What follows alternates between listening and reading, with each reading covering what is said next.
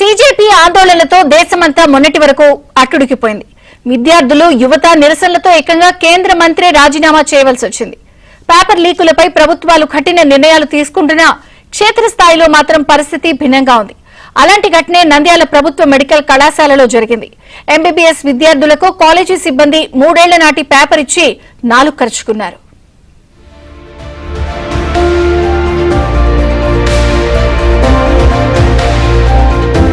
Nandyal government medical college వ్యవహారం నిర్లక్ష్యం పరాకాష్ఠకు ప్రతిరూపంగా ఉంది.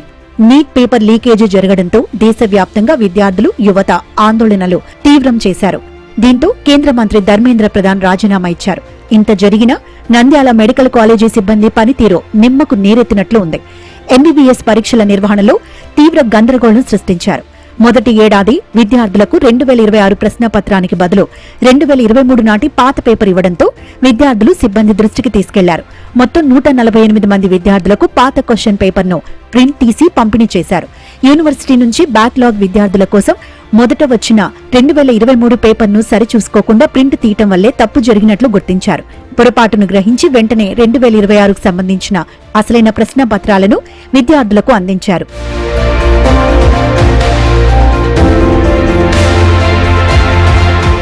మరోవైపు విద్యార్థులు కోల్పోయిన సమయానికి పరిహారంగా పరీక్ష రాయడానికి అదనంగా 30 నిమిషాల సమయాన్ని కేటాయించారు. సిబ్బంది బాధ్యతారాహిత్యంపై ఉన్నతాధికారులు సమగ్ర విచారణ జరిపించాలని విద్యార్థులు, తల్లిదండ్రులు డిమాండ్ చేస్తున్నారు. విద్యార్థులకు ఎలాంటి ఇబ్బంది లేకుండా అదనపు సమయం కేటాయించామని, ఎవరూ ఆందోళన చెందకూడదని ప్రిన్సిపాల్ డాక్టర్ సురేఖ తెలిపారు. మల్టిపుల్ చాయిస్ విభాగంలో పొరపాటు జరిగిందని, పాత పేపర్ డౌన్లోడ్ అయినట్లు తెలిపారు. 15 నిమిషాలలో జరిగిన తప్పును సరిదిద్దామని ప్రిన్సిపాల్ చెప్పారు.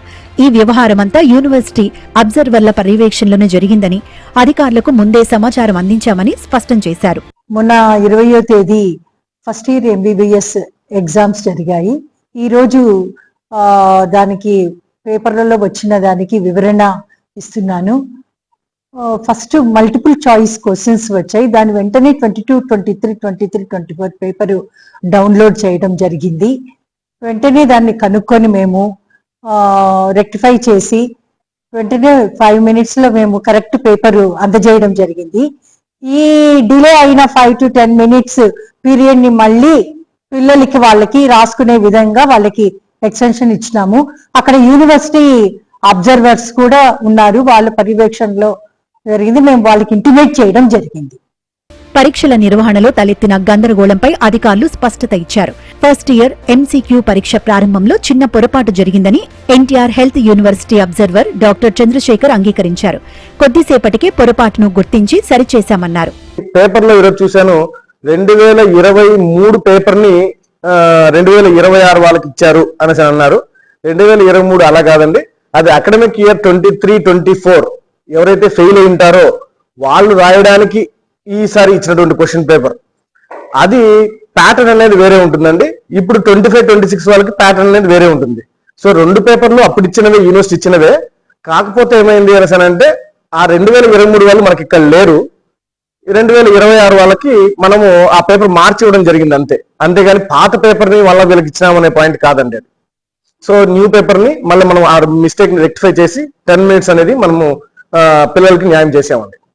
ఎంబీబీఎస్ పరీక్షల్లో ప్రశ్నాపత్రం డౌన్లోడ్ పై medical education director in-charge VC doctor Vishnuvardhan serious అయ్యారు.